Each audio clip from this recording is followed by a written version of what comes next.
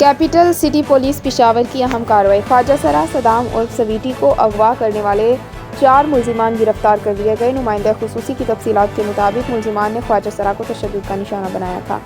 मुलजिमान ने मुबैना तौर पर ख्वाजा पर जिनसी तशद्दुद की वीडियोस भी बनाई थी। मुलजिमान ने जिनसी तशद्दुद के बाद ख्वाजा सरा के बाल भी काटे हैं।